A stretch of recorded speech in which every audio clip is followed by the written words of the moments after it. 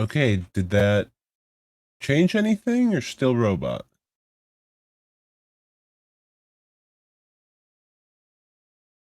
Not robot. Good. So if anyone else tells me robot, go reload. Or somebody tell me if I turn robot again.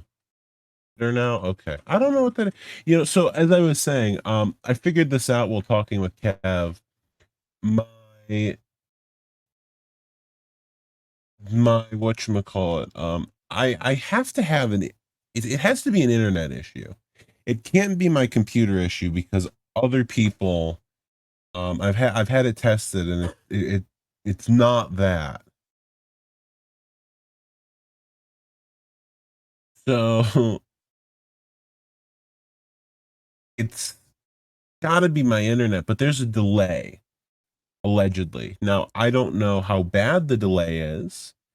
I think it's about 3 to 5 seconds, and I don't know if it's happens when it's just me or if it's when I'm in a voice recording with other people or what it is.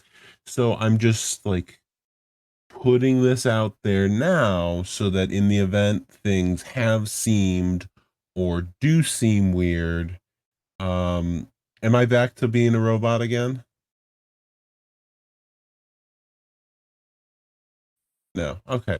In the event that the way I'm speaking comes across as weird, it's probably the mic delay because 3 to 5 seconds makes a massive difference when you're talking to somebody. So I'll just put that out there. And if I bring a guest on, and this is a problem I have when I talk on Thalmore's show, if I talk with a guest and it seems like I'm cutting them off or the conversation is awkward, that's not intentional. That is either the timing of when I'm receiving their things or the timing of when my microphone is being transmitted out to the world. So with that, I think we're going to move into the actual show and the actual talking about topics here. First thing I said I would say tonight, and I'm kind of obligated to because of how much I shit talk. Um, Many of you know Zarya of OCN. He and I have a long-standing feud. We recently sat down, had a conversation. It seems that our disagreements have been predicated on certain miscommunications, and overall, neither one of us really feels like holding a grudge over things that we can no longer remember why we're holding a grudge is worth either of our time. So I have talked poorly about him multiple times in the past. And so I encourage you to each form your own opinion about him from here on out. I said I would say this, and it's fair considering, you know, the rest of it. Now, let's look at was there anything real? The two major things, and they will be spoken about tonight, is the Carthago. You're just salty that I got that last declare off on you, Ninja, don't you? Don't you pretend otherwise. So what's happened recently? Well, let's see here. From June 30th onwards. UPN elections, nothing of note there except for their 2IC is now no longer with them. Roberts posted an essay talking about the traditional power structure in for internal alliances. I think it reads very well, but I don't think it'll ever actually lead to any changes simply because the current way is too efficient. And to try something risky like that will be it's not the Orbis way. Do we want me to read this, or are we more interested in talking about moving on towards skipping through the rest of these smaller topics? I'll read it if people want me to read it, but I think most of you have had the opportunity to. Yes, and that is fair, Valeni. I agree. I do think there should be changes, but I don't think that it's as easy as snap your fingers and something's going to happen. Um, there's also just it's a whole mess ultimately. I think you can get away with certain changes, and I'd like to look at them eventually, but I think that the major thing, and Robert said it wasn't an important part. I think it is. I think it's more important than people actually think about, is that response time. Because you can't just have someone that's appointed by, for example, let's go with one of the alternative um ideas that was proposed. Instead of an executive oriented alliance where you have a head who's dictating the power, whether that's within a department or just overall. For example, we're traditionally organized around this leader, 2IC, and then departments. If you organized instead around kind of a legislative, like a ruling council, who then goes on to do these things. The difficulty is when you're appointing people for these response times, when you're appointing for example, military affairs response person or a representative for the alliance kind of response person, just these general like snap of the situation, issues pop up, and you have to have somebody there.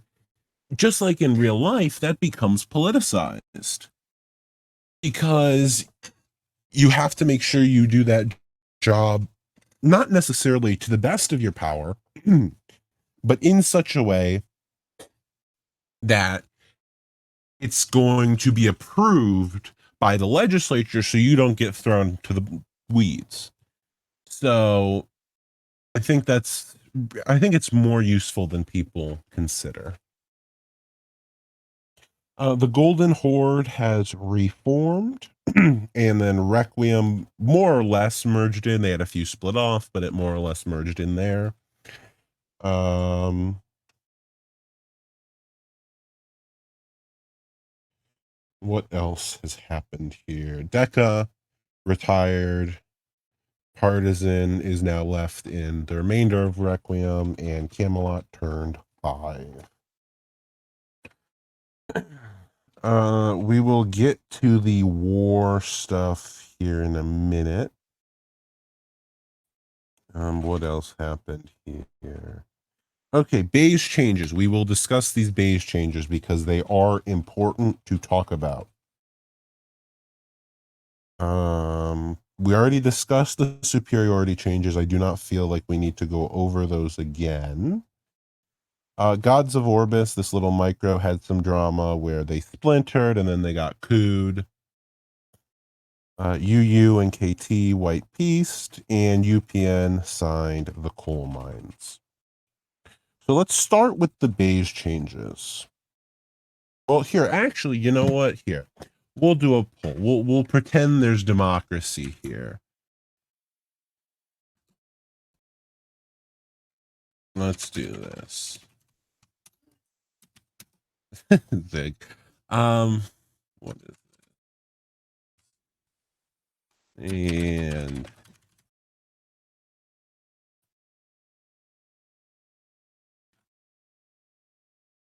one will be the Carthago House Stark piece, 2 will be the singularity stuff, and 3 will be beige changes. You can do what Beta did and rank them in order of how you want it to be discussed, or you can just pick one. Please, somebody other than one person vote. Otherwise, I will just run with it.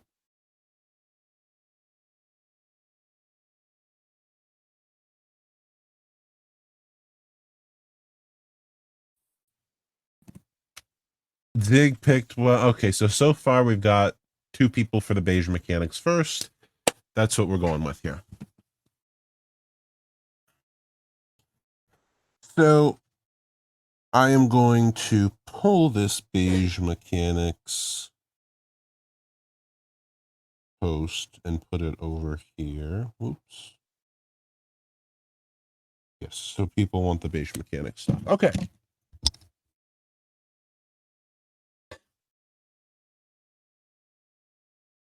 Do you think the current changes are fine as is? Yes or no? What do you think about, we'll get to these ideas. Idea 1, idea 2, and idea and then there's this moderation change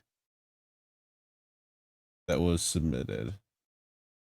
So, and now to give you an idea about how the community feels about this, we all generally like Village, but there are 13 downvotes on this post.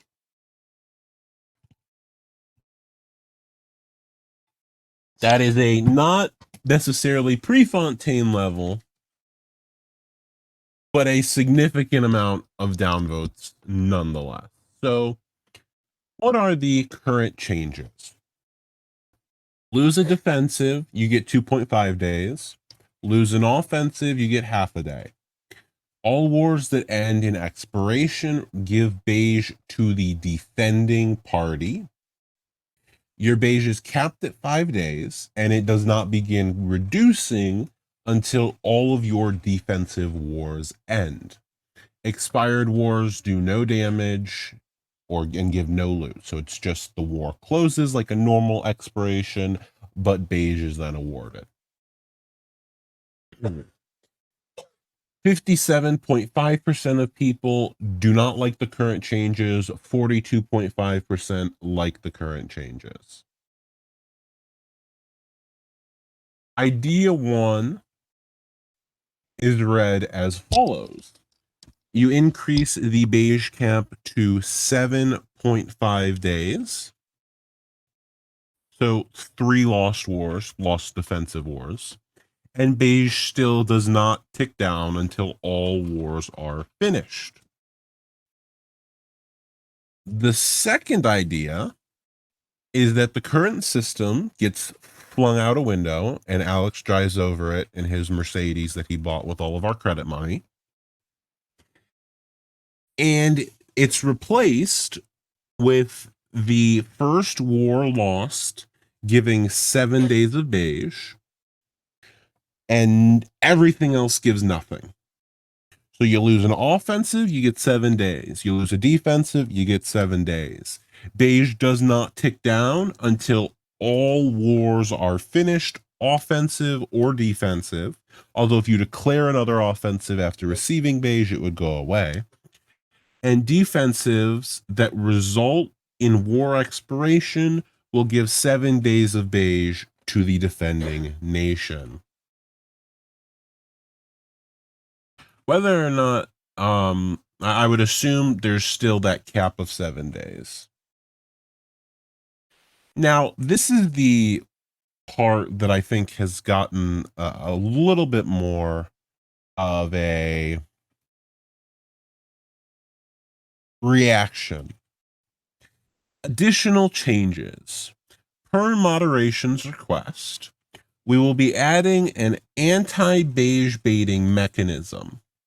If you are beiged within X turns of declaring an offensive war, that beige does not apply until X number of turns have passed since your last offensive war declaration.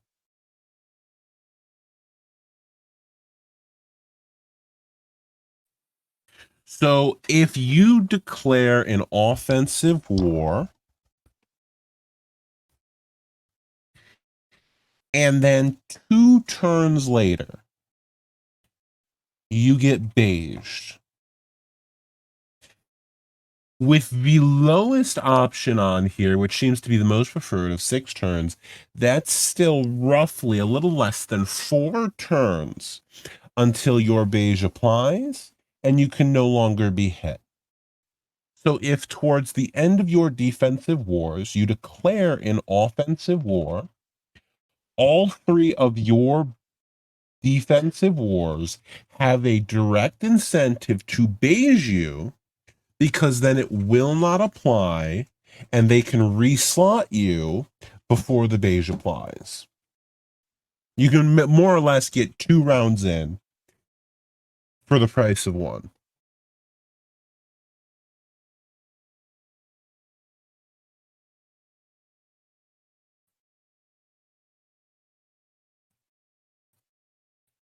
So this has really been like that's been the part of it that I dislike the most, because hey, if you've got a differing opinion or you agree with me but for a different reason,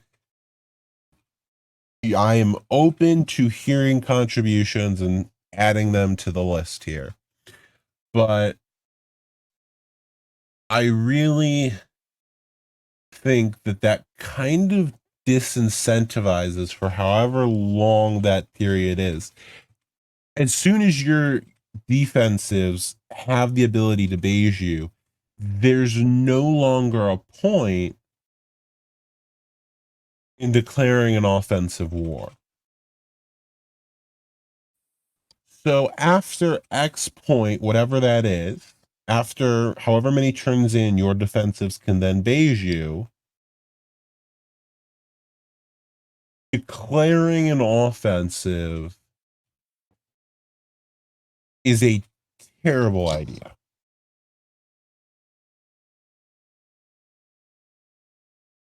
And it already seems like you're incentivized to take round 1. Like, unless you launch an attack against somebody who you are wildly outnumbered by. I mean, 2, 3, 4 to 1. You're just wildly outnumbered and you go to war anyways. Unless that's the situation, whoever you're hitting is incentivized to take a loss in round 1, militarize,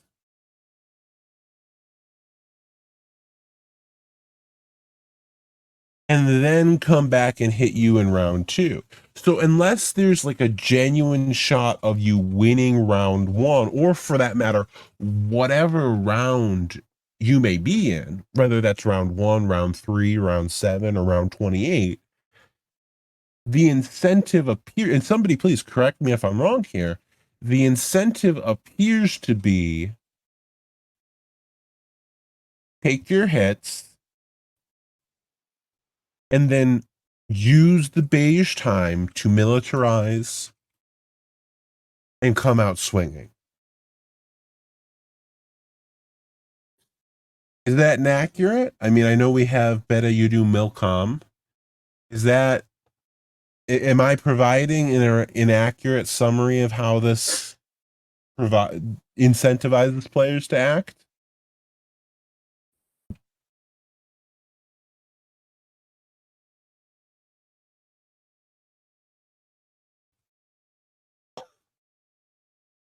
I see 2 people typing, so I shall await their responses. Well, yeah, fair enough. Are people more or less incentivized to take their hit in whatever round it is? So like if you get blitzed, you're incentivized to just eat it and then mill up during the beige for your counter blitz. You're not incentivized to like declare offensives back against whoever's hitting you. Yes. So the case is, this is more or less what I tried to say, and I probably summarized very poorly. The incentive is to kill the value of a round in order to provide the opportunity for there to be more rounds. So end the whole back and forth throwing wars, offensives, fighting within a round, and just make it side 1 hit side 2, Side 2 sits there and takes it, and then you're adding in the ability for there to be more rounds of round 2 militarizes, and then comes back and hits, or not round 2, Alliance 2 militarizes, or side 2 militarizes, and comes back and hits side 1. And then side 1 just sits there and takes it, unless they can win. Sits there and takes it, goes into beige, rebuilds military, comes back out swinging in round 3. And it's just more or less a more violent version of chicken, where who can keep this going the longest. And then whoever begins to run out of people not militarizing in time, or if there's a staggering ability that can go on, which maybe staggering is still a thing. I don't remember. Beta can confirm. I think staggering is still available here. And so either between staggering or one alliance's militarization in between rounds just falls off. That's really what it is. It's who can last longer on militarizing. Or yes, the other solution is, like I said, overwhelming force. You just bring enough friends to the party that if they come out swinging, there's so many of you that they can't possibly do anything.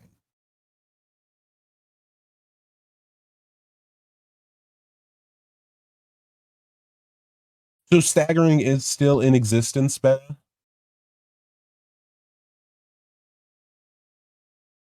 Yes. And correct me if I'm wrong or misunderstand this, but it's more or less timing when you declare your wars. So certain people get their beige timers, rather not necessarily when you declare your wars, but when you end them, so that certain people come out at different times. Yes. So that some people come out, after 3 days, and some people come out after 5 days. And so they can never organize a cohesive fight. It's not necessarily ASAP, Avatar Patrick. It's just the goal of beige staggering is so that they can never come out militarized all at the same time.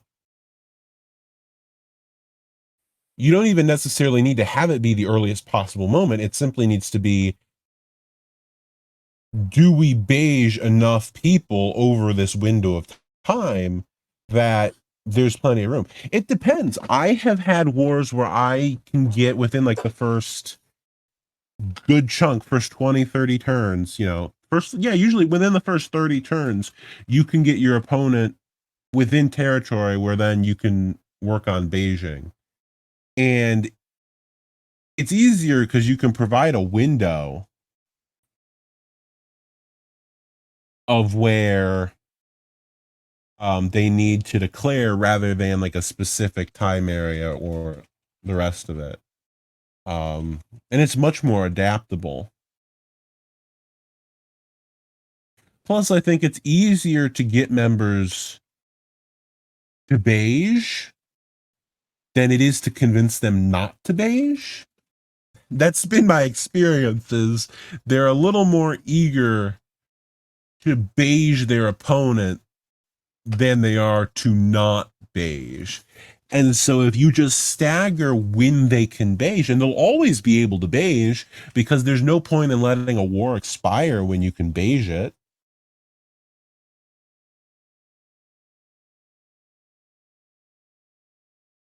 So unless you're talking about like a war declared on you, but beige staggering seems to be fairly probable and incredibly effective. If they can never organize a solid counter blitz out, you can always pick who's coming out when. And even if they jump out early, they'll never be able to jump out with enough of a force to take you out. So essentially, what staggering does is it breaks the purpose of rounds. Like what this is doing is it's eliminating the competition within rounds, but it's establishing more rounds of war that you can do. And staggering breaks the ability of your opponent to conduct a solid round, meaning they can never counter blitz to make you quote unquote take your lumps or lose a round to then have to go into beige and deal with that there. So yeah, in theory, granted, whether or not it's possible, we'll have to see. But in theory, it literally makes you almost unstoppable if you pull it off. If you can coordinate the appropriate beige staggering, you break up the entire idea of rounds of war. And by destroying that way in which war is conducted, your target can never get off the back foot. It is impossible.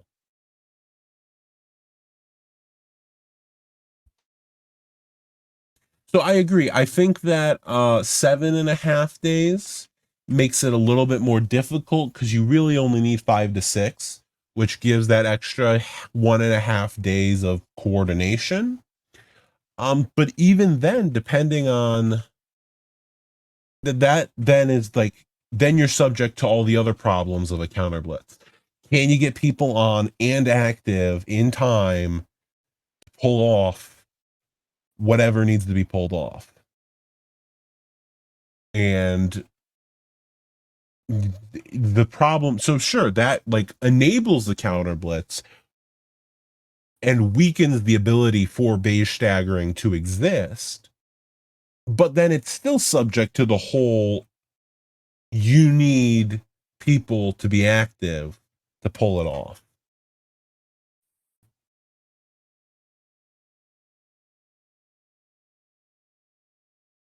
Yes, that is the entire goal.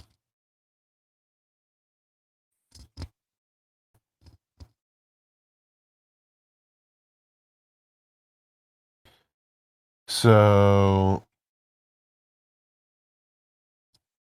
we'll see what happens. I imagine war from this will be interesting.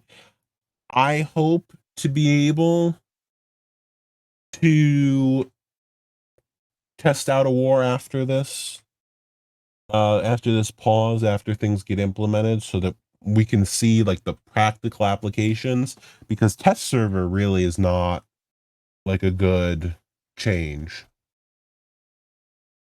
or not a good chance to test, I should say.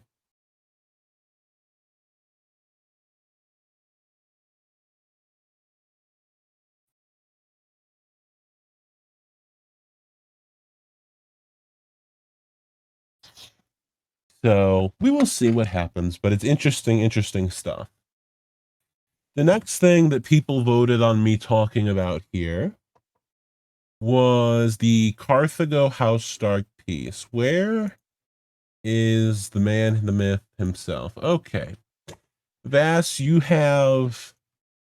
Oh, you said you vote no when you voted here. This. You did 1-2. That means beige CTO singularity. Oh, so you want me to discuss more of this part of beige? You don't like the timer ticking down, not ticking down until all wars are finished. Wouldn't it ticking down before all wars are finished bring back the possibility of staggering and or cycling? Not necessarily cycling, but staggering. Like, wouldn't that make it more possible?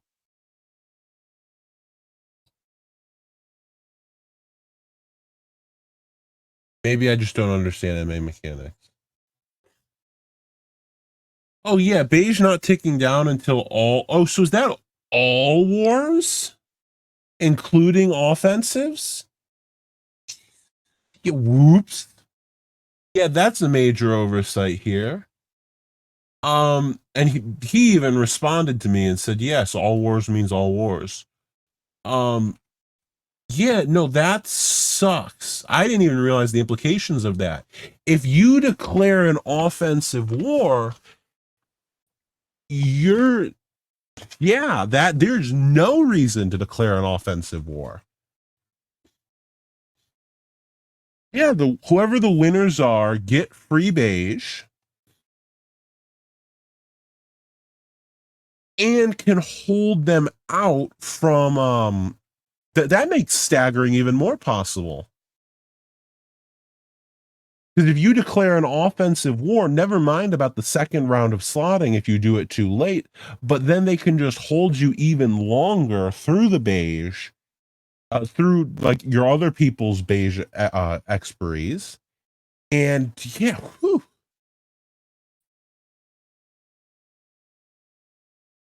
Yes, your forum, but that made sense. The lowest resistance makes sense.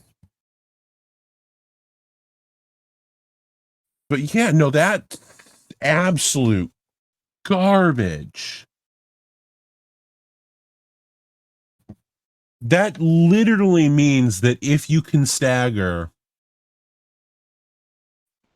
you win. And so like the legitimate war strategy here, correct me if I'm wrong, for anyone that gets blitzed, unless they have overwhelming numbers, like for example, some 60, 70, 80, 90, even 100-person alliance blitzes singularity at like 150 or 180 or whatever you guys are going to be at, you have an overwhelming chance of winning. So it makes sense for you to fight the war, unless you're unmilitarized. You have an overwhelming chance of winning, assuming militarization. And so it makes sense for you to fight the war. But if it's an even 1v1 or a close to even 1v1, it makes no sense to declare any off. Like the strategy is literally turtle. Sit and turtle through the round. This way they can't stagger. So you get roughly everybody on the same area for beige and then come back with a counter blitz. Full mill. Yeah, that's then you get into either somebody eventually begins to pull off staggering, or it's what I said earlier, where it's just every round it's bouncing back and forth. Round one goes to the blitz, round two goes to the defender, three goes to the blitz, four goes to the defender, until one side weakens and they don't have all of their members fully militarized, or their MA makes a mistake, or for whatever reason they end up losing that round. And then because they'll have declared the offensive wars, they completely open up the other side to stagger them. And that's the war.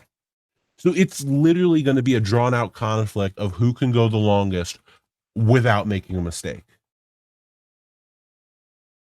Neither side will declare an offensive war unless it's their round to win.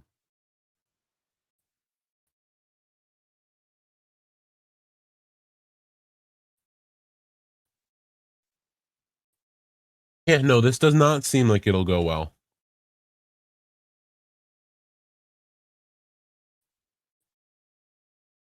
Tell you what, bring in some allies, and we can roll Midgard together. You guys can hit Midgard, I'll hit Cajun and ROL, and we'll all test the mechanics together.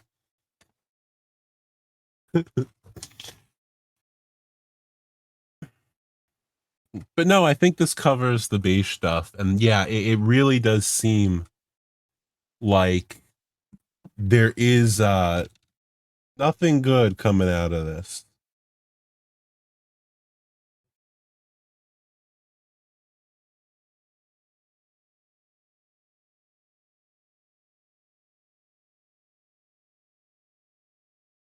Indeed.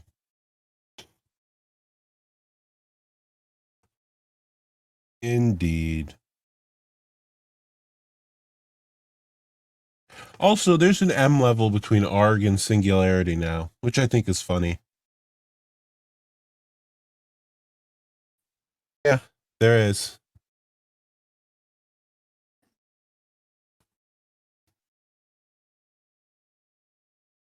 You take a screenshot of this. Yeah, no. Genuine M level. I don't know if it's like a real M level, if it'll last, or if it's just one of the jokes, but yeah, no. There is currently in game an M level with Singularity.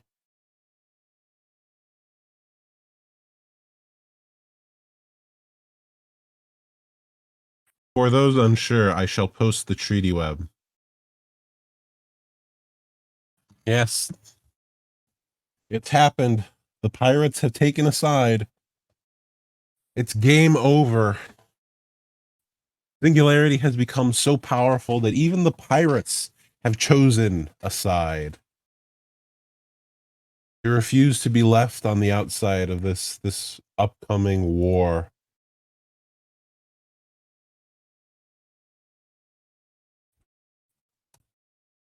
I'll be honest, I genuinely hope it is just a joke treaty. Because if that is a real treaty, that absolutely sucks. It literally makes Singularity like the number one alliance in the game in everything but score.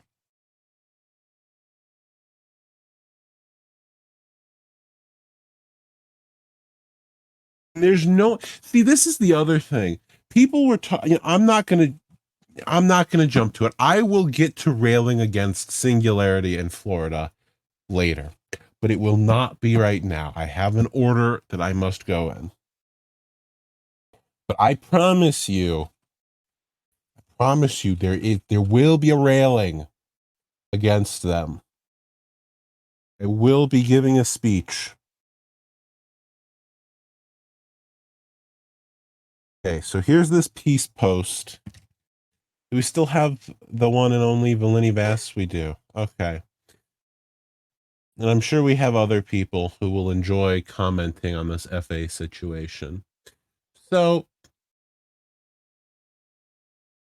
as most of you know,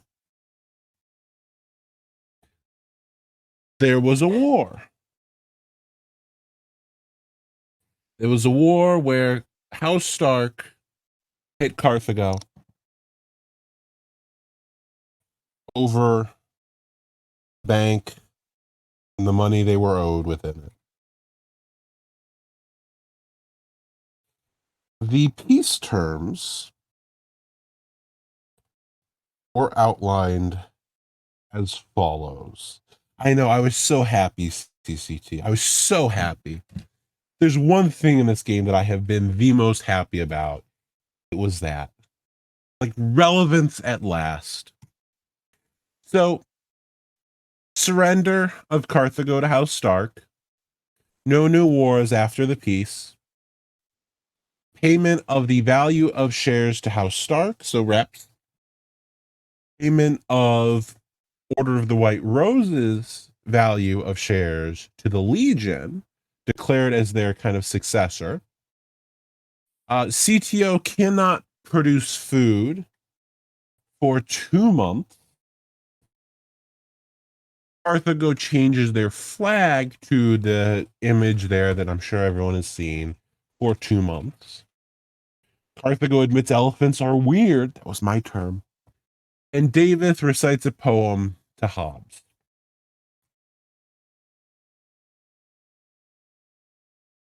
Now, Carthago chose to leak these terms in an attempt to gain public support, which has previously, up until this point, been relatively on House Stark's side. Not that people, were cheering them, but like, if you had to pick who was probably a little more popular, it was going to be House Stark for making a move. Carthago's leaking of these terms was successful in that it completely flipped the script, and the blowback against House Stark was fairly solid. This was a fairly widespread condemnation of House Stark's terms, which were seen as ridiculous, like beyond punishing well into like long lasting harm being attempted here. That was the public sentiment on these terms. So now you can see that after these, I agree, it was interesting, but it combined with the rest of it was probably a bit much to propose. So you can review these terms for yourself, the final terms. All parties agree to white peace. No new wars after X time. Carthago admits that elephants are wacky and look a lot like aliens. And David recites the poem. Pretty massive difference. Flag was thrown out. Both of the rep terms were thrown out completely. The food ban was thrown out completely. And surrender was changed to white peace. I will give my kind of take on what happened here. What I think occurred. I know Valini has made a post on here that I will read, although if he wants to add some form of commentary, he is welcome to do so. What I think happened here is that House Stark overextended, if that's how you'd like to phrase it. They overreached with their initial terms to the point that it was offensive to Carthago. They were unprepared for any sort of public blowback because they may not have expected these terms to be leaked. And so when the public blowback hit, I believe negotiations were already being discussed, but it put them on the back foot in negotiations. And with that kind of mix of unexpectedness, the unexpected blowback, and then Carthago really being ready to just call off negotiations for a while, they folded on their position. They gave up on all the major terms, being reps and food. They let the flag go, which I think was fairly reasonable, although it could have been argued for a week or something, or even a day, but fair enough. The flag might have been a bit much. And then having already given up the bigger terms, completely given up the bigger terms, Carthago is able to use that momentum to get the white peace done rather than a surrender. I'm not saying that's what happened. Starfuse, I believe, is listening, and he's welcome to come on if he'd like to talk about what happened, or if he'd like to talk about the terms at all. But I think it was more of they got a bit more than a bit. They got greedy with the terms, reached too far, got an amount of blowback they were unprepared for, and so weren't really able to recover their negotiating position, which led to Carthago being able to get what they got in these peace terms. I will read Valini Vass's post here. Starfuse, did you want to / were you available to come on? and talk about this. You can come on for a bit. Okay, let me read Vass's post here. I'm going to read this word for word. I'm going to be frank. This is a huge diplomatic blow to House Stark and a massive win for Carthago. To go into this war with the terms that were initially proposed and come out with nothing but white peace just says you were outplayed and outleveraged on every single area in this. Hopefully a lesson learned, but overall an embarrassment and blemish for your foreign affairs cause. Congratulations to peace. Congratulations on peace to all. So Starfuse, I will invite you. I will invite you on to speak. You have received the invitation.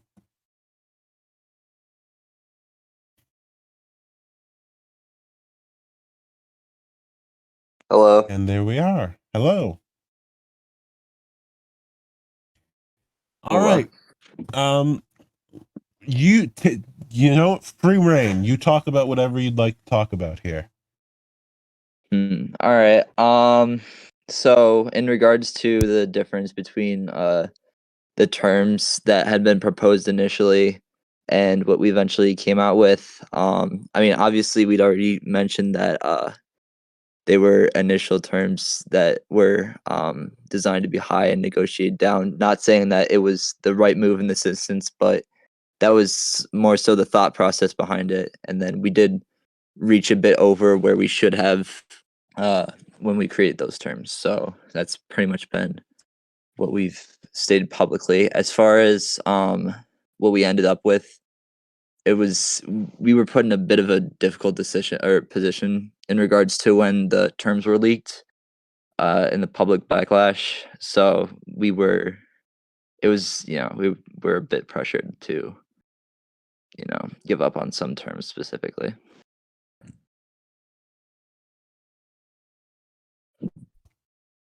I see. And so what do you kind of think on this whole diplomatic blow, blemish kind of talk on how these terms went from your initial proposal, which might have been excessive, but how they were cut down to the practical, I guess, nothing burger that they are now? I mean, it's obviously not a great thing that happened, but I mean, it could have went differently. It would have been nice to go differently. I mean, the blowback that we're getting now. I mean, it's um, I mean, hopefully we can just look on to better things and learn from our mistakes here, apply it forward. I'd still say the war in general was not a bad idea from a PR standpoint. Most people thought that we were an absolute nothing alliance. And I'm not saying that we're really great or anything, but I don't think that the perception is exactly that we're just some people who follow Syndicate around or any other alliance, more so that we're willing to make moves. So I think really in hindsight, it's not all downhill per se. Would you kind of agree with that general, summary of overreach, blowback, and then Carthago had the momentum after you dropped certain terms, and that's why they were able to get this kind of peace conference? To a degree, yeah. I mean, we were willing to negotiate from the beginning, obviously, but that's more or less what happened to an extent. Okay. Anything else that you feel you would like to add or you feel is relevant?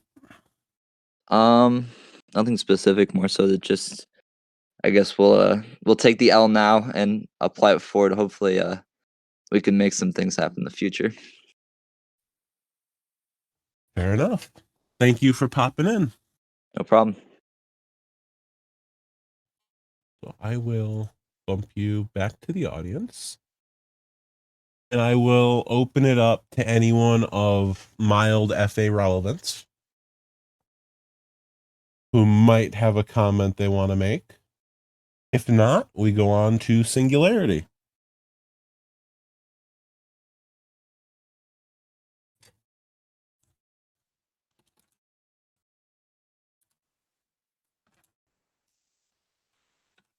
Okay, on to Singularity. Now, okay, this, I am upset. I am upset for several reasons. The primary one is the sheer amount of gaslighting that was done after this. The leaks were posted in Ron. I am unhappy with, I expect it from general groups. You're not, you can hardly come out and confirm it, but the sheer amount of just utter gaslighting was rather ridiculous. um for those of you who might not know what I'm talking about, 2 days ago, I posted a rumor about Kata and Paradise merging. And then I had the incredible foresight to ping the Locutus, however you want to pronounce it, bot roll and Ron to alert people. So it was, we just wanted to make sure. We already knew, see, this is the thing, Beta. We already knew that your role was going to be AI related. So we pinged the role dedicated to AI so that it would make sense when you guys revealed your theme later. Then I put out a screenshot yesterday, a leaked announcement from Paradise. 8 people decided to react fake and have now eaten their words.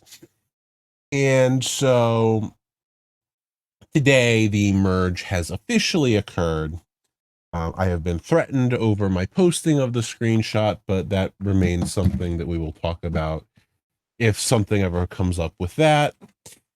For now, it shall be let slide. So yes, now we get into this actual Singularity Alliance. The number 2 alliance in the game is what they are set to become. Roughly 180 members if everyone transfers over. I assume not everyone will transfer over. It's likely to be in the 170 to 180 range.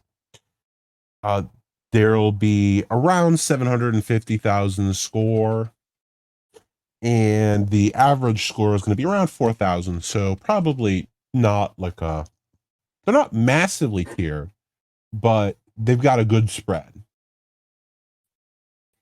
No one's going to fire me from Ron Zig, but they might very well try to roll me, which should be very interesting. I'd be open to the idea. Let's see this happen.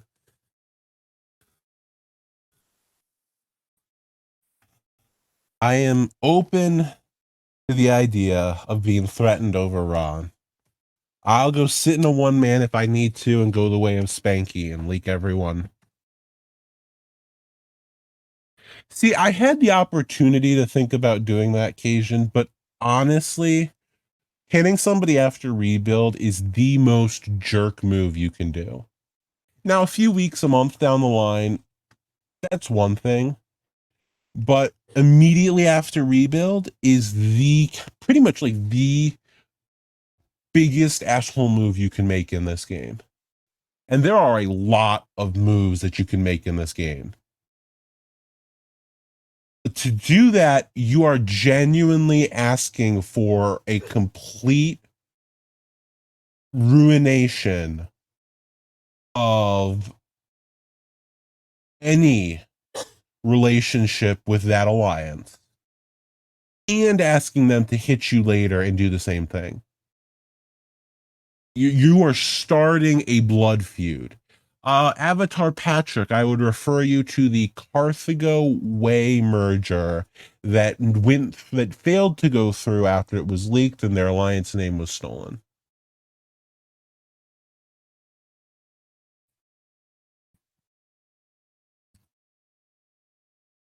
Oh, excuse me, the one that was alleged. Oh, Epi, nothing has started a blood feud yet. But or was it not no, excuse me, I misspoke. Not Carthago. Dead Rabbits and Way. I apologize. That is my mistake. I have learned to think of you as one unit. Ed Rabbit and the Way, not Carthago. Epi, nothing has started a blood feud, but what I was saying is hitting somebody after rebuild, unless it's something deserved, like this UU hit against KT, I'm going to be honest, I think it was earned. I think like that kind of war stuff, that was earned. But just out of the blue, hitting somebody after rebuild for no reason other than to be a jerk is asking for them to hit you back later for the exact same reason and to start a series of them going out of their way to target you.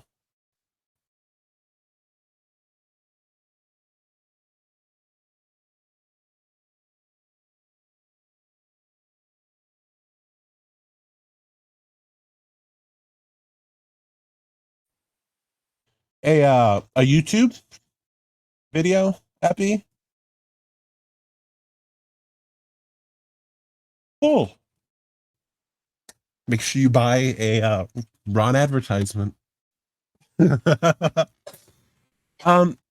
Cajun, I would like to point out we didn't.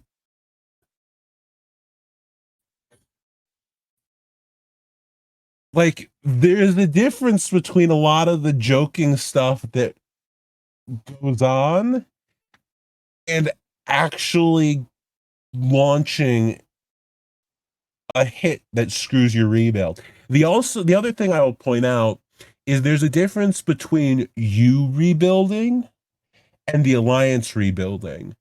Screwing over one or even three individuals rebuild, even 20% of an alliance's rebuild, is not the same thing as screwing over 60, 70, 80, 100% of an alliance's rebuild.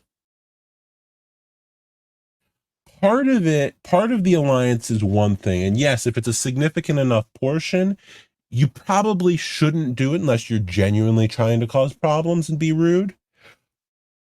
But if most of the alliance is in the process of rebuilding, you're going to earn the problems that you get later. Now, the other point that I would bring up here about you hitting us to cuck rebuild, ROL does not have the balls to declare an offensive war. I firmly believe that you guys have no guts when it comes to declaring any offensive war.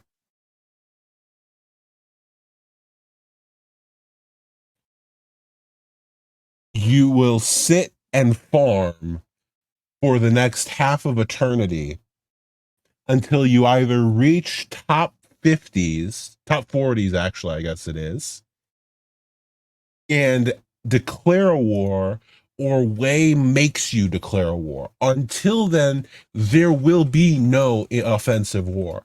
And I'll be honest here, I don't even think it's entirely Cajun's fault. But combine that with the rest of Gov that is over there. No, I don't believe that a motion to get any sort of war effort on the table would ever pass. I just don't think they have the capability to do it. Like, it's not even trying to be mean about it. The people that are in charge over there are anti-war.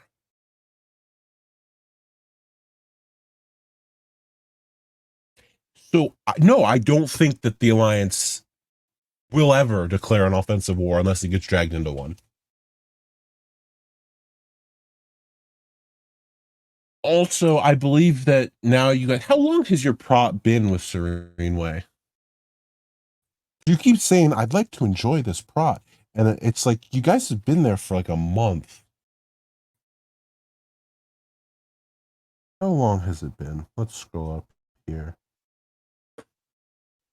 Oh, where's Valini? Is Valini here?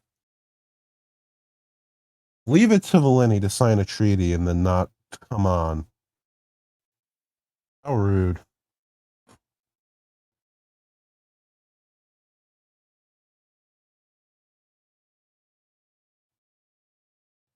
Let me search in treaty. Serene Way.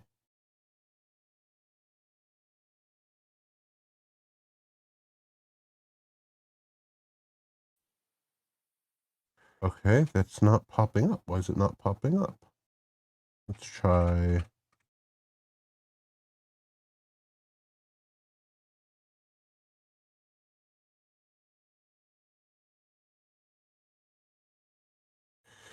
There's a prot and how far. See, I don't know how far back it was. I would think that you would know this. 6/19. So yes, it's 5 days short of a month. I would argue you've had time to rebuild. That's fair game at this point.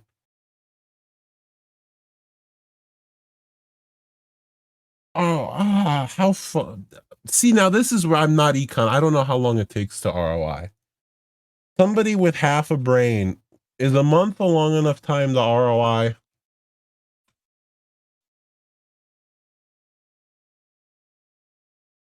I'm relying on the audience of 21 people here to tell me if it's long enough. Oh, probably excessive. Let's see.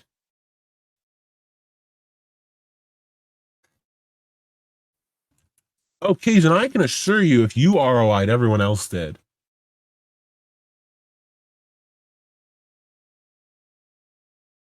Unless you have these C30s that are building 3K infra. Yeah, no, if you got ROI on 2,400 infra occasion, everyone else got ROI on.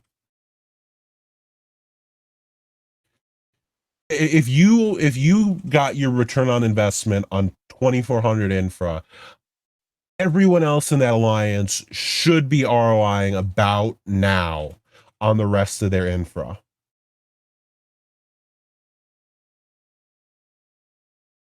Unless you built like a C11 up to 2,000 infra, in which case that's just alliance stupidity, and I'm not responsible for you guys ROIing on that.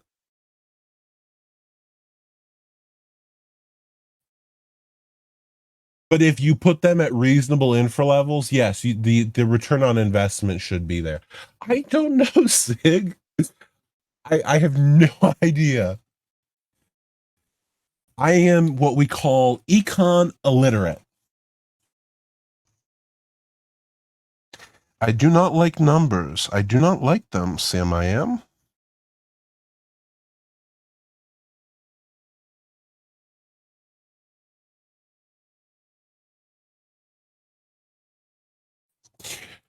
Okay, what just Big. This is very different. EA and business are two very different fields.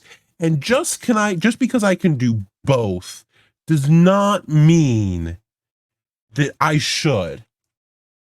See, but I'll still end up not positive against you, Ninja, so that's okay. And you're helping me lower you're helping me demill. I appreciate it. I appreciate the hustle. Don't worry, Sinister. I did. I wouldn't, Zig. I've got to gear up for the ROL hit. See, the goal is this whole war update has actually been a sneaky plan with Village where he's going to freeze war just until we're ready to mass declare on Libertas, and then he's going to refreeze war after it. So we're going to get all of our declarations off. They're not going to be able to counter Cajun's alliance, and we're just going to clean sweep them. That's the game plan right now.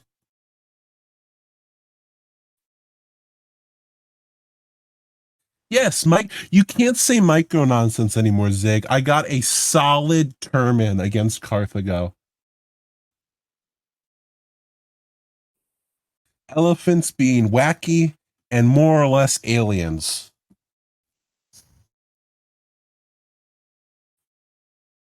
It's a valid term. Who DM'd me? Oh, here we go. There is something. Okay, let's hear it. Micro alliances. I will agree with you just this once. Screw you, Monty. Where was I here? Okay. What was being talked about here?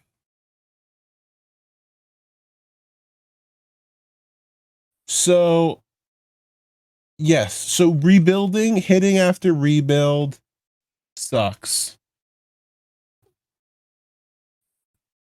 That's just rude, Ninja. Fortunately, I'll still beige you and get a better net, so I don't really care. But hey, it's all that. See, I'll be honest here with you. My goal, and I probably shouldn't say this with Starfuse here. My goal is solely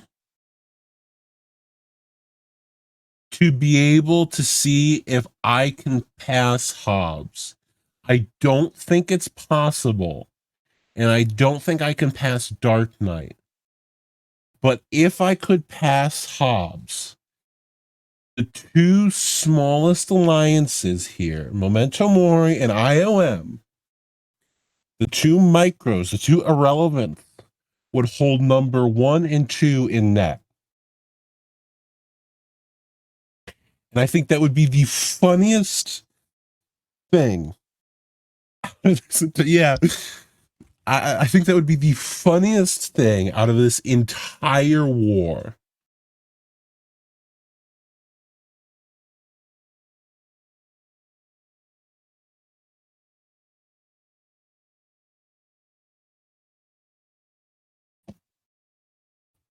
You know what, Starfuse, I would happily go to war against House Stark over stealing the thunder in your own war. It's a lie, I wouldn't. I enjoy having you guys as a protectorate, and that would probably screw over future relations. So Zig, that's a valid CB. You cannot execute an espionage. This is an outrage. Starfuse, our truce, our peace has been violated.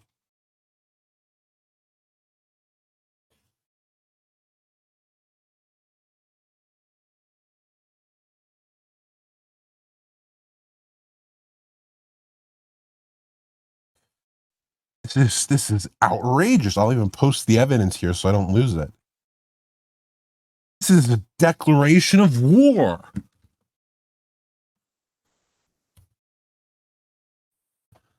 Starfuse, I am going to call. I am activating the protectorate, the protection clause of our protectorate treaty. I demand that we go to war against Carthago immediately. This threat must be dealt with.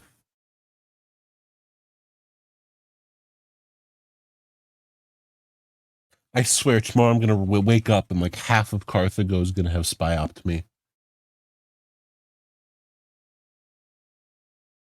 That's okay. We'll wait to test out the new mechanics on you guys after. That's fine. Yeah, spy war. So yeah, no, this singularity thing though. Let me circle back to this. It is genuinely concerning. I don't think you know what it might be? Arg might just have signed this treaty for the duration of this the no war peace. But let's assume for now that the Arg treaty is not real. Let's just make that assumption here. Because I'm gonna hope to God it's not.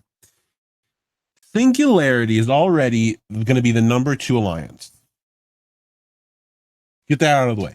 Second most powerful, their C30-ish area tier is supposed to be pretty much unrivaled in the game.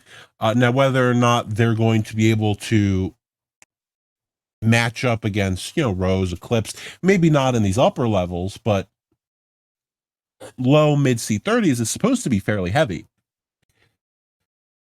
So they're already like a solid alliance in terms of they rival Eclipse and Rose.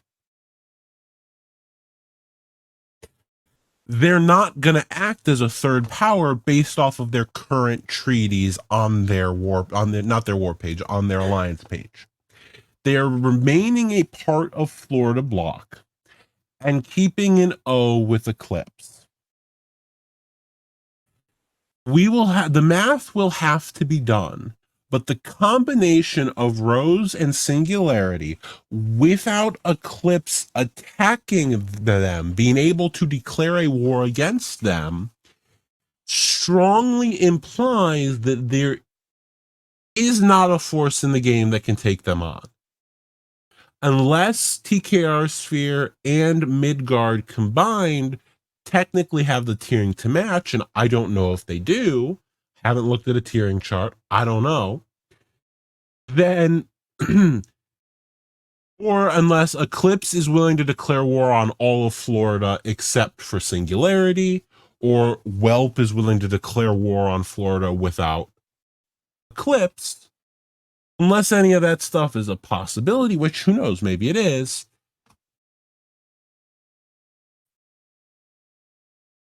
Florida is now pretty much unrivaled. So, like I said, unless Eclipse will declare war on alliances tied to Singularity, unless KT is willing to do the same thing, House Stark willing to declare war on alliances tied to Guardian, like you've taken out a lot of people, assuming that they will not declare war on any member of the sphere. So assuming that having a treaty with a Florida member means you will not declare war on someone within the sphere, House Stark is out. Eclipse is out. KT is out. That pretty much eliminates most of the solid core that, like, for example, Eclipse is one of the primary alliances. If you read Robert's rant in the Balkans, pre-Singularity, it was a Rose Eclipse kind of world where other actors can still cause problems, but it's going to be primarily in a dynamic of hurting Rose, helping Eclipse, or vice versa, hurting Eclipse and helping Rose. If Singularity chooses to be a full part of Florida, which it appears they have, the game is now in a really interesting position of, can anyone even take on Florida? And if the presumption is having a tie with somebody in Florida means you will not attack them, so Eclipse goes out the door, which I don't know if that's really going to happen. I think Eclipse might still be up for attacking Florida and just not hitting Singularity, but I don't know. Haven't spoken with them about what that O level entails. I don't even know if they know yet. If Eclipse is taken out of the equation, I am genuinely unsure of whether or not everyone teaming up against Florida would even be successful.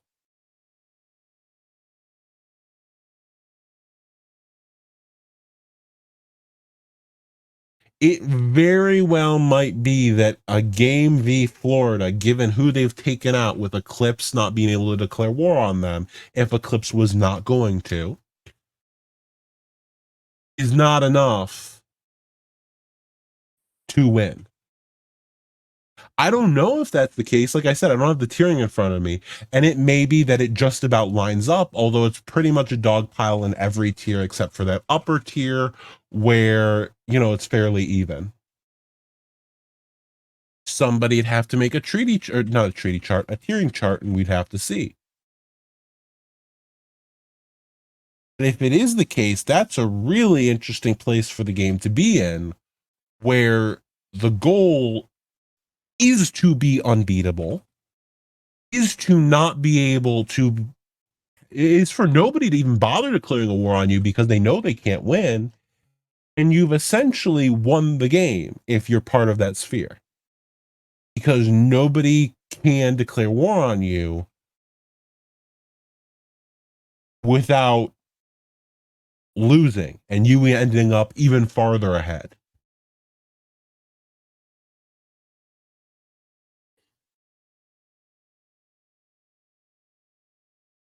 So I wonder if then the gameplay naturally devolves into no war, stagnation, because everyone else tries to keep up with the sphere that nobody can win against.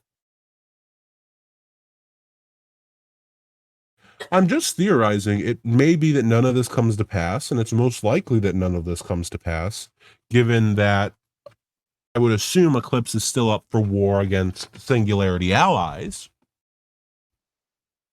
But it is worth considering that, like, if Eclipse was not willing to, the game v Florida could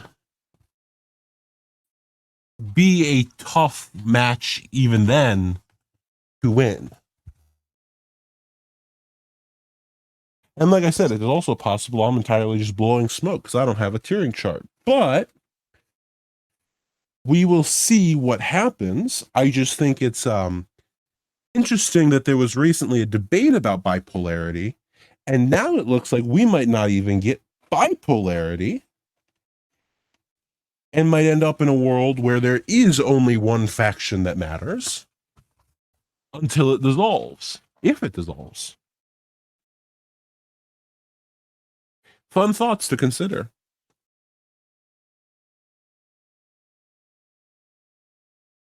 So I'm sure somebody has a thought on that and whether or not it's BS or potentially accurate, and I would love to hear it.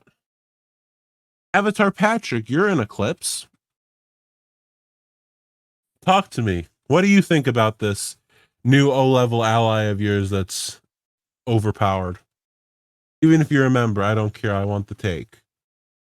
Kev, you're here. Tell me what you think about this. How long term do you think this unbeatable Florida block will exist?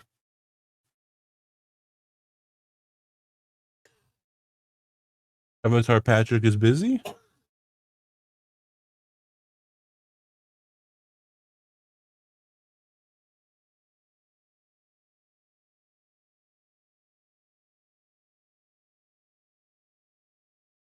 You would say not long. So probably enough time for them to get internally organized and all of that and find some allies and then go off and make their own sphere.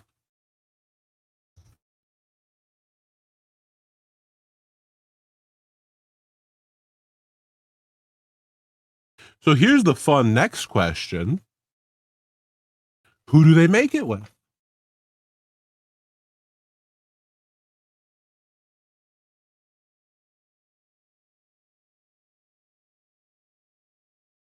There's not a lot. Oh, I'd not be open to that. Imperium of Man is not interested. Thank you.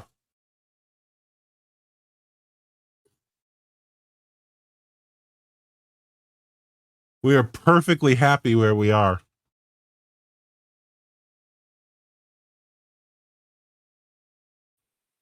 And after certain events, we are not, I am not, I should say. Imperium of Man might decide otherwise. I am not interested in pursuing relations there.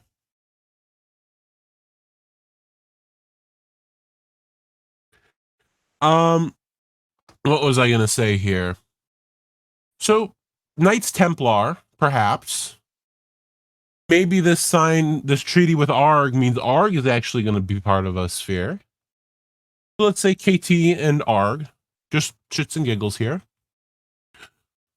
That leaves them either stealing from an existing sphere or they pull in from somebody like WAP, Carthago, House Stark, Aurora, or Camelot, or they try to poach from Midgard. Or I guess, you could also count Cindy.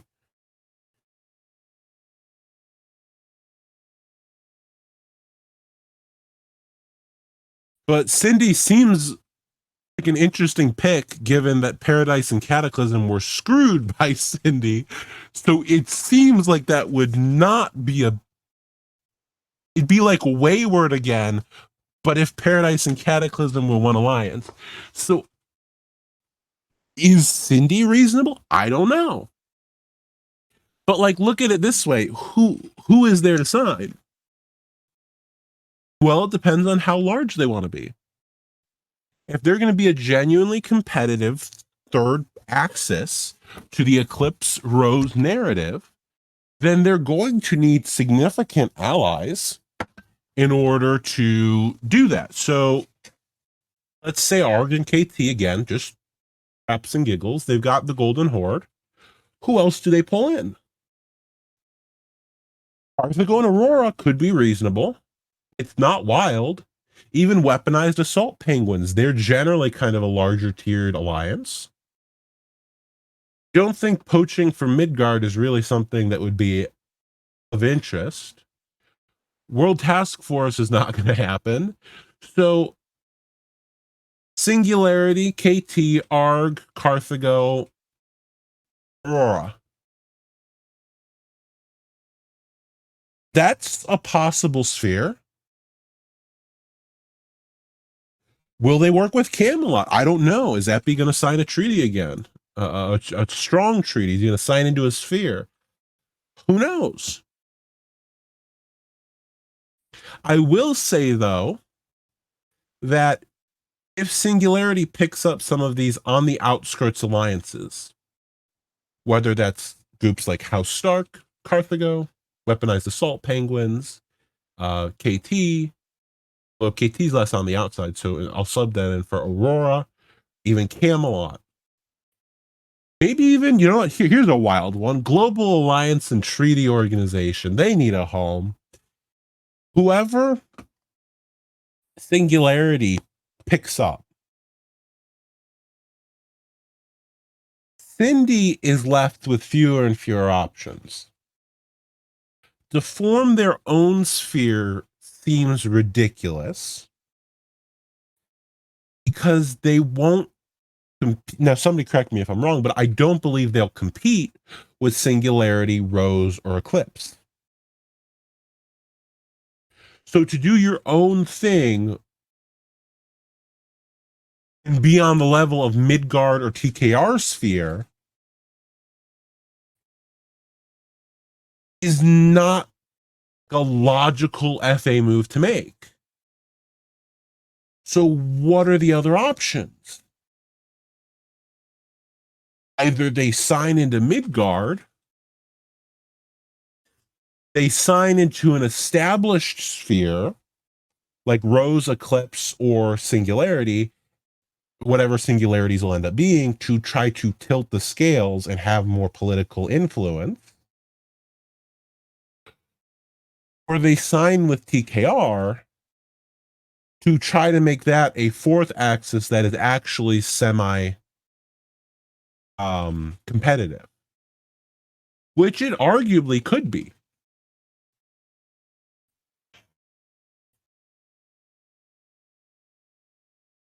At the end of the day, that would get people more of what they've been wanting, which is these multiple groups. You still have this multipolarity, although it's far more condensed than people might have liked it to be. And then Midgard gets what it wants because it's too small to be bothered with, and it doesn't make sense for anybody to hit them.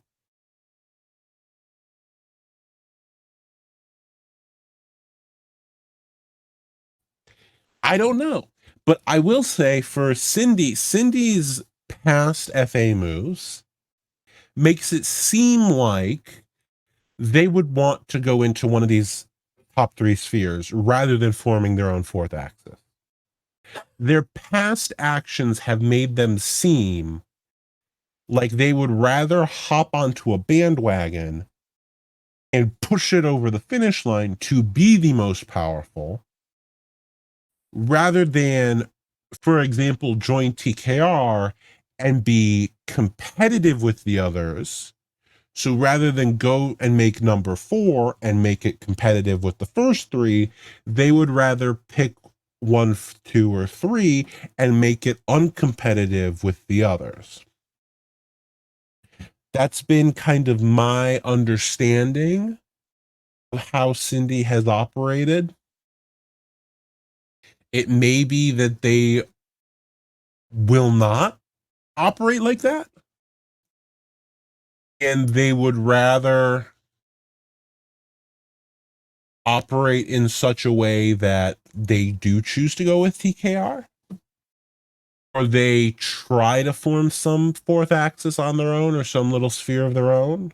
Maybe they try to bring some fourth axis into Midgard. I see that as unlikely, but I genuinely don't know. If I think is it Terok who was filled Wana's void? Somebody confirm that for me.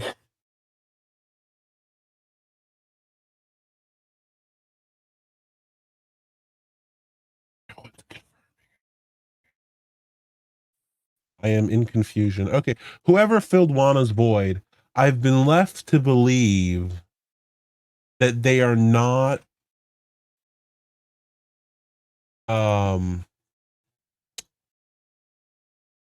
they are not all that different from the past, from Wana.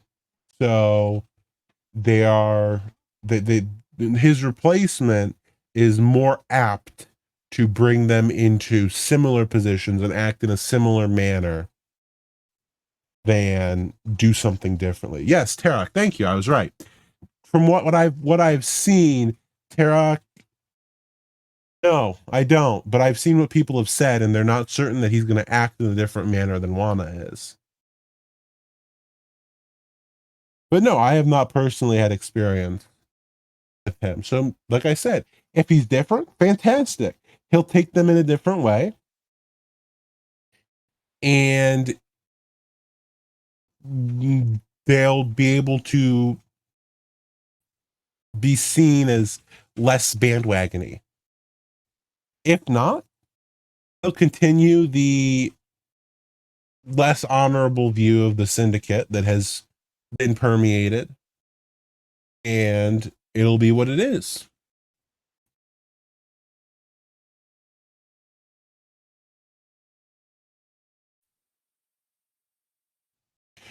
Now with this, I'm going to open it up to topics for me to talk about that you all want me to talk about. So audience suggestion time.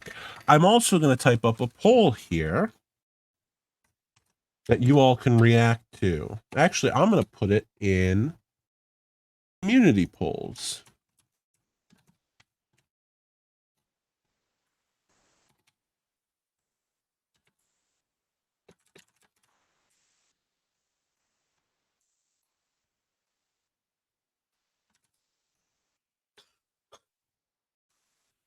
Let's do this.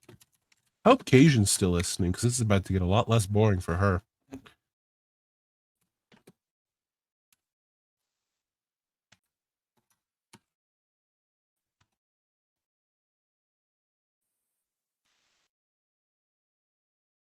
Let's see here. Hopefully someone will have an idea of what they want me to talk about.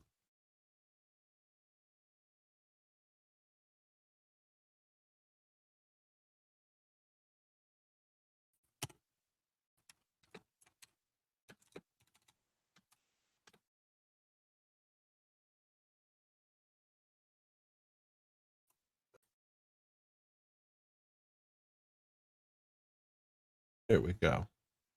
The poll reads, for those of you who'd like to go over to community polls, would the Imperium of Man or some other micro blitzing the Republic of Libertas, Cajun's Alliance, be based? And your responses, you can pick either yes, 100%, or no, don't do that. So for those of you that have been encouraging and advocating for a blitz against Libertas, there is your chance. We'll even give the Lysandite Lionian roll a few pings in there, because why not? For those of you who have been advocating for the based crusades, here's your opportunity to prove that you want them. For those of you who do not want the crusades, who are cringe, then it is up to you to vote against the crusades. Blitz KT, you know what? I thought about that, and Valeni Vass told me he'd be very upset if I blitzed KT, and that he would not like me very much after the fact. And, you know, I don't think I could handle that. I think that would be too much for the Imperium of Man. We'd have to disband afterwards. So, given that our poor Alliance hearts could not handle disappointment from the one and only Valeni Vass, I don't know. I don't know that we can go on such a crusade.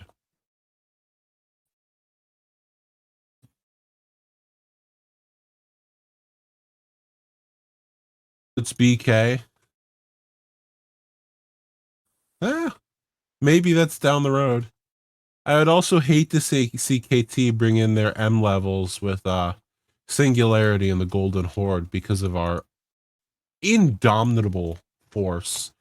So, you know, given that, I think it's probably for the best that we let them be for now, Starfuse.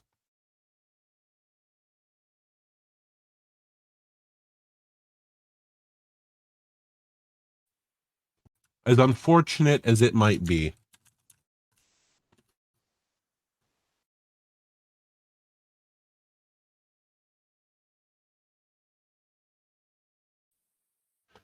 So, let's see. Threatening. Why am I threatening to roll Cajun? You know, I don't know when this got started, but Cajun is a goof. She's mildly annoying at times. Why she's been thrown in jail in Ron like multiple times. She's earned it. So between that and then ROL really just being pixel huggers, let's be honest here. I don't know that we can let them get away with that, Zig. Like, the community has to punish people for pixel hugging. What is the point of having a crusade if it's not against a pixel hugger? And I think ROL has earned that title. So I think they've earned being rolled.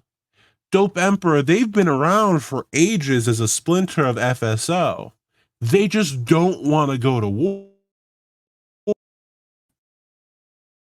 Their government refuses.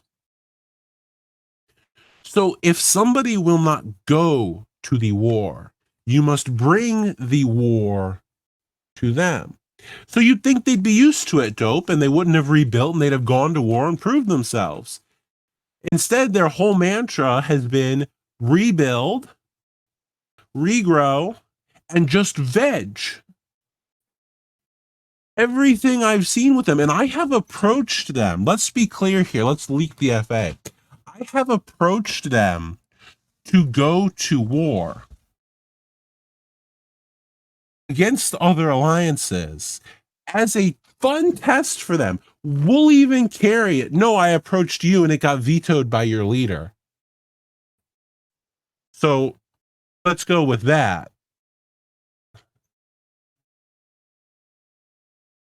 And Ninja, no, actually, the problem has been that I am so pent up with wanting to fight somebody. As an alliance, we have been.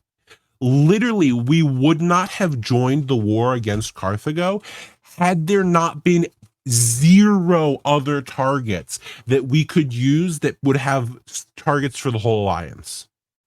We looked, not a one that we could go to war against. And so when the opportunity came up to go to war against you guys, we said, sure. Like, we need it. We had milled up. We had milled up to hit somebody or in preparation of being hit when everybody milled up. And then that Fortuna War kicked off. And the whole time we had nobody to hit. So you sit there with military for that long, not being able to do anything, and tell me that you wouldn't want a war, particularly when you milled up with the expectation of being able to find a target or being afforded a target.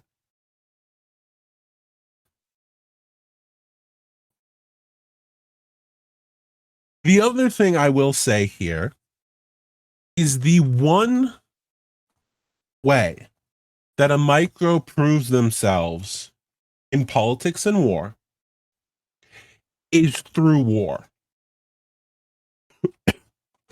It is through doing some outrageous, crazy thing, or through war, or through combining the two and declaring a suicide war. You don't get any recognition for growth. That's just labeled as bloat.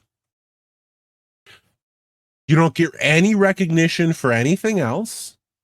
The only way that you can prove that you are a micro with some guts, or the only way that you can prove when you get to be a larger micro, for example, you break top 50, that you're worth at being an ally, is to go to war and have war experience, or have proved that you are willing to make moves regardless of how crazy they are. Just growing into the top 50s is worthless. We could grow to be as big as that Gods of Orbis alliance. What rank are they now? They were like rank 36 pre-split. They're at rank Providentia. They're at rank 39 now. And they're a protectorate. They were rank 36 and a protectorate. If you're that you're that far along and you're not worth an M level, you failed as an alliance.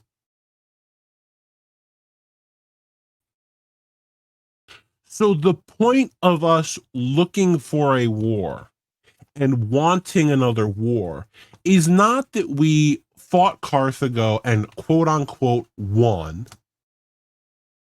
The point is that it'd be ideal if we could actually have a war of our own that proves either we're willing to make a move, even if it's a suicidal move,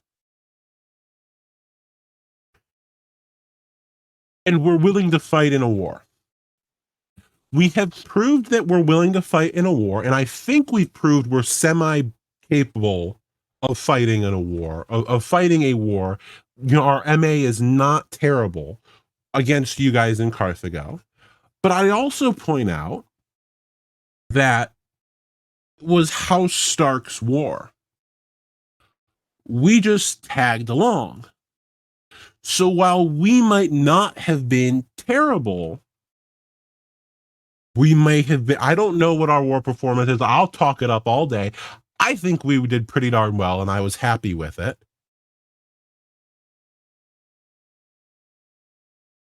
But even let's say we did fairly well in that war. Let's say our MA, we actually proved that we were okay. Any of that gets overshadowed by A, being House Stark's war, and B, the sudden collapse of terms that occurred that makes it seem that makes it, people could argue, a diplomatic loss for House Stark, which by extension could translate to us. So any war performance that we just had against you guys is more or less thrown out the window. or is considered but is not entirely relevant. If we'd like to truly prove that we're worth having as an ally, it's either have your own war or go be crazy. Do some nutty thing, which might be declare a suicide war. There is no alliance within the top 100 worth doing a DOW on that that would be even worth fighting. 16, 20 members. They're all lower tier. Half of our alliance is out of range. And there's small fry who can't even coordinate properly. And then you risk the whole freaking poke the nano nest and you get swarmed by 50 more. So yeah, we could do that and basically have a repeat of Carthago where anyone in a more larger range, and by larger range, I say like 13 or up, is going to get utterly crushed from whoever we hit. And then our lower tier gets utterly swarmed because all the nanos comes in. But that's not a new experience. That's what we just had happen fighting Carthago. A new experience could be a suicide war that sure makes us look a little crazy, but everyone loves crazy. And genuinely proves that we're willing to take action, even when it's wild action. And also gives us an experience on what like a suicidal war is actually like. What is it like when you're losing a war? Because our lower tier got to find that out, but we didn't have enough time and we didn't have enough activity to really work with them on doing, for example, the exact thing that you just did to me like 30 minutes ago, where you double built tanks, not tanks, you double built soldiers and started throwing them at my units to build net. We didn't have the opportunity to really go over that with them. We brought it up, double buy or a solo buy, whatever it is. We didn't have the opportunity to go over that with them. Not in depth and working with them closely to tell them, here, do this. This is what you should do. Our infrastructure is already fairly shredded. Rebuilding now would be ridiculous to do this war later. So it makes sense. And then the mechanics are changing. Missiles and nukes just got buffed, and the war mechanics are changing. So by doing a suicide war, we get to test out the war mechanics for however long it is before we're wiped. And we get to use the newly buffed missiles against a nerfed Iron Dome, and even use the newly buffed nukes.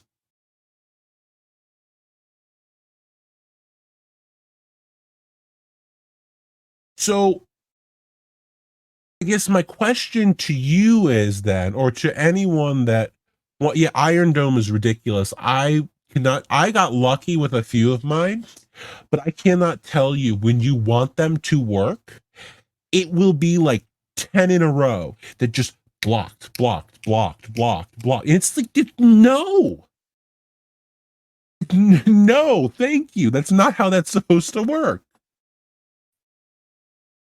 But I get my question then becomes, why shouldn't we do this? It's going to afford us additional experience on what you should do if you get dogpiled, which appears to be the new thing that wars are going to do. If you look at the proposed beige mechanics changes that we spoke about earlier, you look at these war changes in general, what they've actually done with that casualty one or whatever it is, the unit one that affects army value, that one helps when you're outnumbered. But most of these things seem to be encouraging just turtling and then dogpiling when you declare a war. So when dogpiling is now incentivized and the most likely occurrence for a war,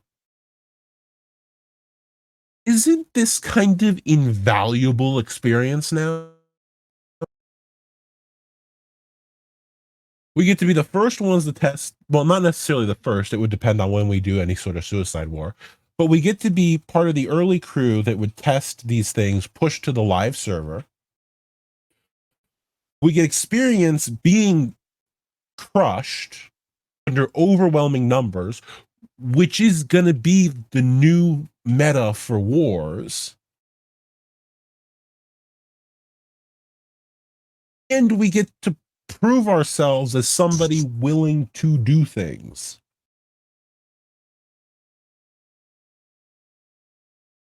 I'm going to be honest, I'm not seeing negatives to that. A sphere very well might, but that doesn't help us. We don't learn anything. You don't get the hands-on experience there.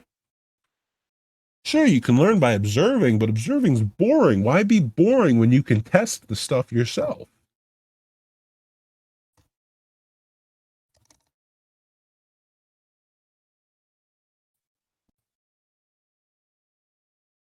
So, like, I guess my question is, what are the downsides?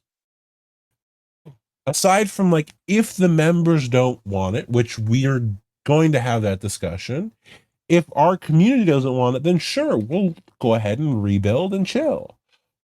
But if it's something that as a whole, the Imperium of Man is like, yes, let's do this.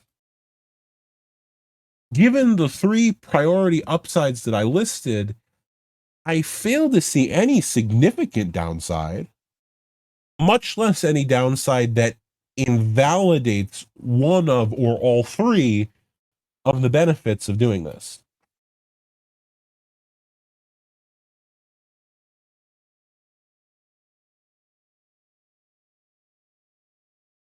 And if I'm missing something, by all means, call me out on the carpet here. But I genuinely feel like it's all around pretty solid. The only negative, which has been discussed here, is if terms are brought up that are ridiculous. Like if we hit somebody and they bring up reparations as a term, or if we hit a prop of somebody and their protector comes in and then reps get brought up, or this food crap or whatever. Sure, that's a possibility. That's a risk with any war. As well as, on top of that, you can always just pull a Carthago, leak the terms, and then use the blowback to force them onto the back foot. And if not, you go into the war making sure that the Alliance knows that, hey, there's a chance this stuff gets brought up. And if it gets brought up, we are going to sit here and missile nuke them indefinitely. Are you still okay with this being a war?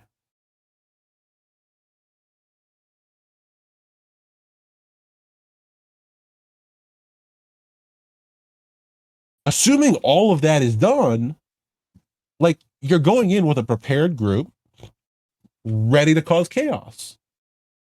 Doesn't seem like there's anything long-term negative that comes out of that. It's not like we're Rose or Cindy or some top 10 alliance who's going to lose a lot of revenue by doing this. We're a micro who's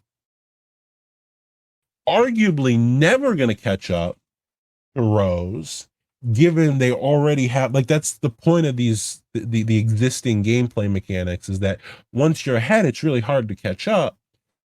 So we're not going to suddenly turn into a Rose. If we were to, it'd be through merger, which is not something that you lose by doing FA brilliance or FA craziness. Even FA insanity is actually more rewarded in this game than anything else. So, like I said, I'm failing to see the negatives here.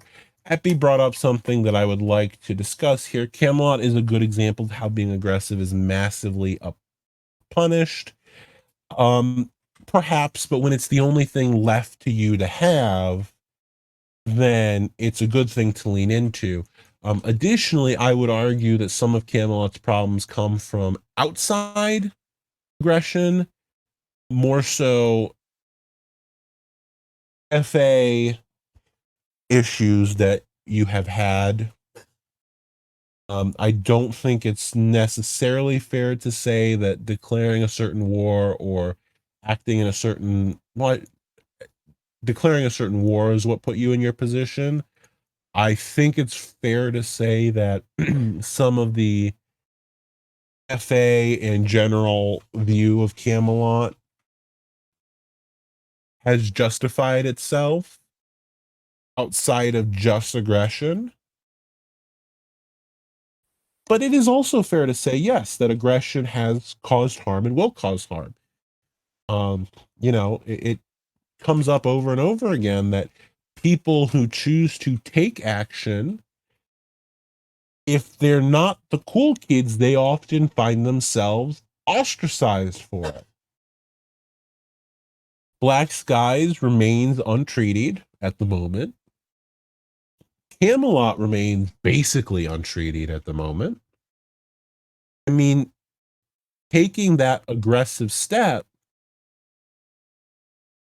it can be a long-term detriment. But unfortunately,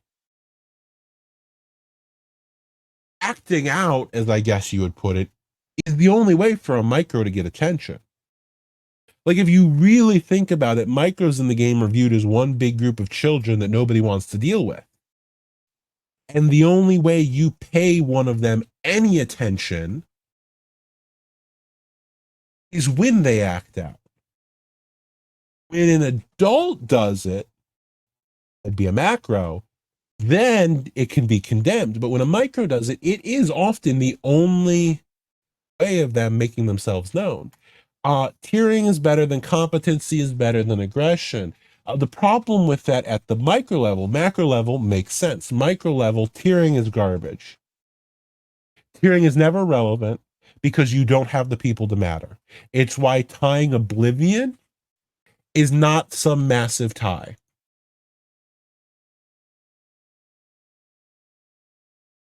Oh, Arg has an M level with Guardian now. Fascinating.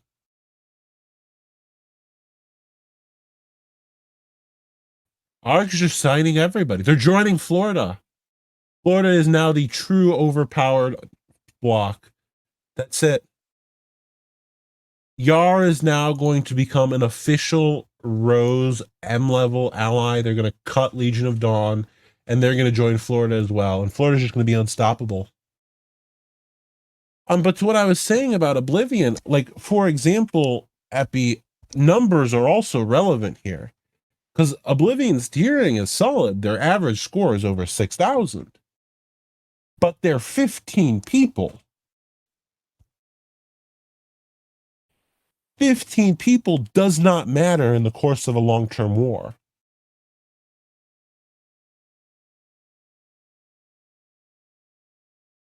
So it's entirely possible that some influence exists, but the larger alliances that have that tiering, like, numbers is a valid qualifier, because if you don't have numbers, you're tiering to, you could have 3 city 50s and sure, people will tie you because that's pretty useful up there, but you're not going to be the sole decision maker. You're not going to be the ruling decision maker in a group. You're going to be asked for your opinion, and your opinion might be valued because those city 50s are valuable. You're not calling any shots. That's a guarantee. Competence is overall, yes, very valuable, although I'll agree with the assessment that tiering does in many cases value more than competence, because people care more about your numbers than they sometimes do about how useful you are.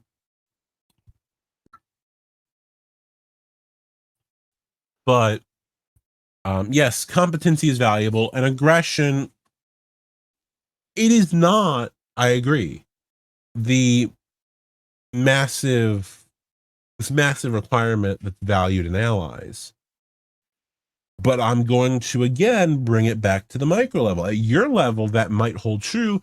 At the micro level, when you're looking for an ally who's come up as a micro, who's in these 40 ranks, these 30 ranks, tiering is helpful, but you're not tying an M level with somebody who has 30, 40 people just because they have this C30 or C40.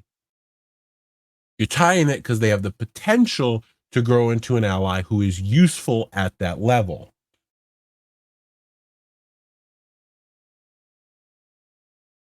And you don't tie a micro that hasn't proved itself.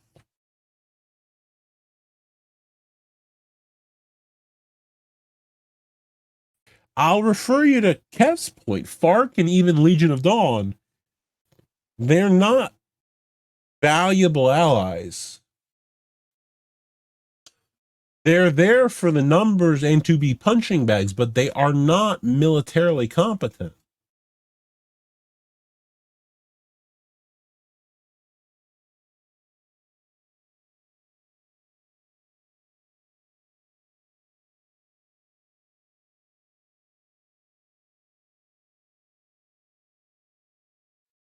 That I'll agree with. FARC, LOD, and WTF will get more sphere offers on a daily basis than Camelot, Black Skies, and IOM will get in a month. I agree.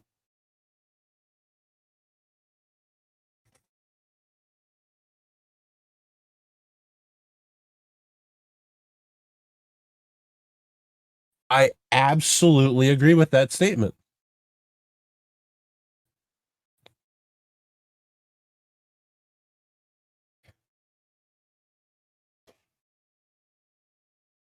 I would point out to you as well, you cannot necessarily fix your tiering, which IOM cannot unless we accept, for example, a merger and agree to sacrifice complete control of our alliance to an outside group of people. And no, I'm not talking hypotheticals here. This has been brought up recently to us as an opportunity.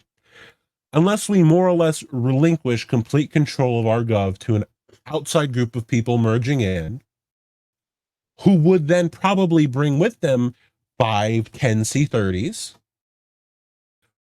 bump us into top 50, but take us in a completely different vision than we would ever want to have. And the existing guard loses basically complete control and any influence and say in the governing of the alliance. Hearing cannot be changed for us. We are not going to magically add in 3 C30s, 5 C30s, 10 C30s. Not going to happen. It's physically impossible. So, without tiering as a possibility, we have to move to competency and aggression. Competency can be gained. Again, as I said, most of these wars are going to be dog piles. We just fought in a war that was fairly uneven. Now we get to fight a war that's uneven against us. Shows that you're taking a move, which some people value, and then it improves competency. So, with that being the only two options remaining to you, again, I'm back to I don't see why we wouldn't do it.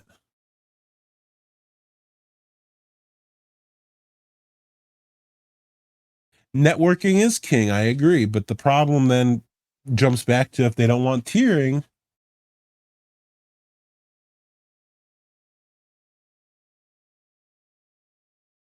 Without having people that you've spoken with that like you, that would agree to treaty with you, I agree. And that's why we've recently taken it upon ourselves to do a complete internal overhaul. New training program, new guides, government are shifting. We stole Axley from UPN, where he's been for 10 years to be our EA head.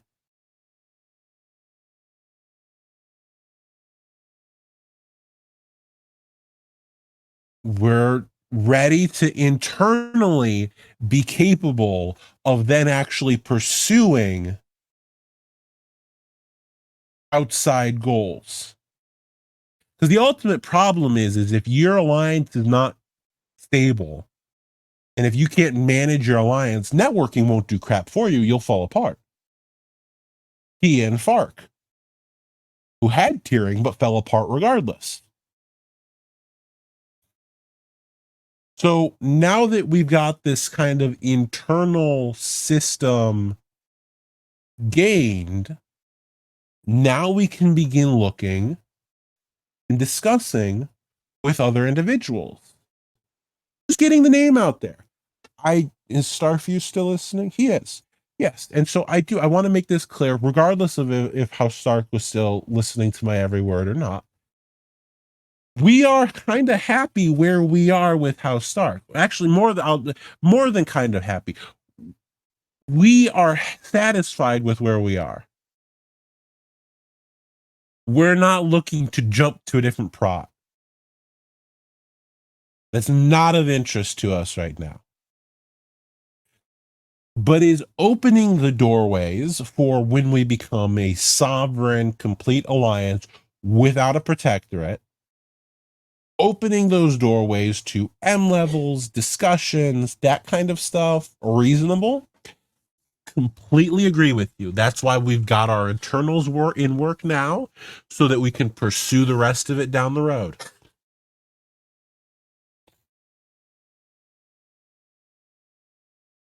I do not want to see IOM fall apart. I would like to see us make it as a successful alliance, at least for a time. So now that we've stabilized internally, we're free to pursue these external goals that have been brought up.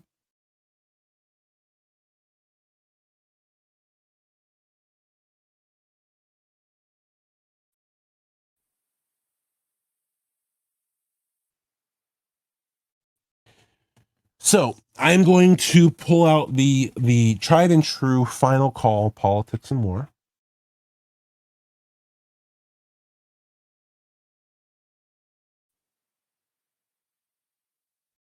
Anything that people thinking about here?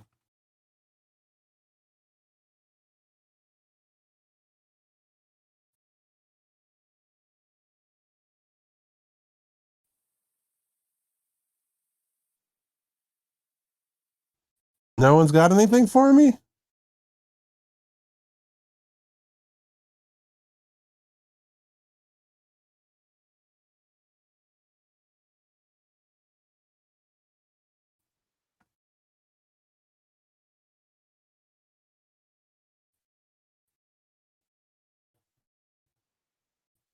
All right, folks, then I think we're going to have to wrap it up here.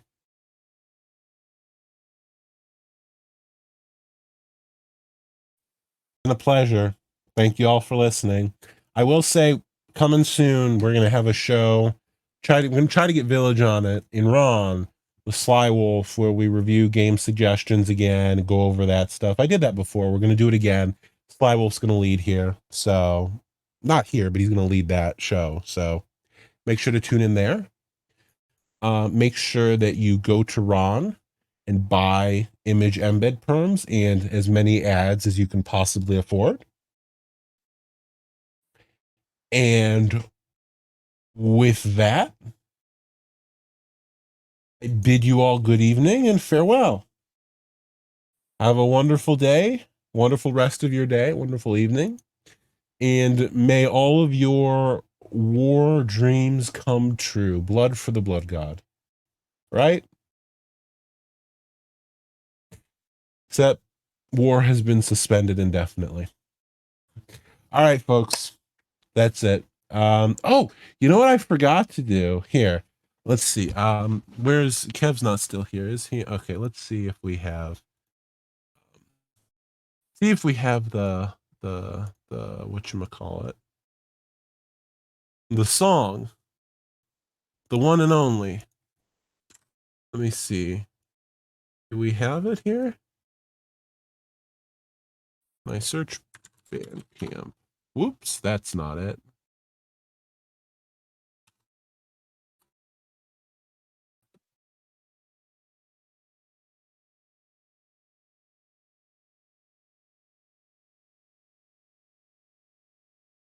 Here we go. I've got it. I found it.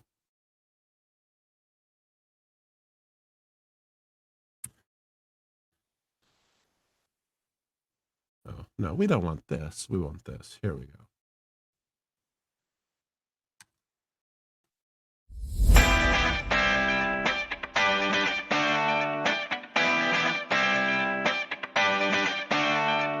Lysander Radio, Lysander Radio, Lysander Radio.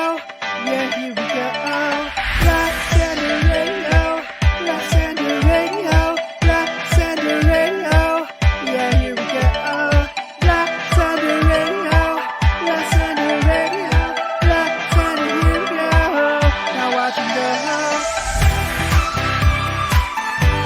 Ladies and gentlemen, Lysander Radio. Now here we go.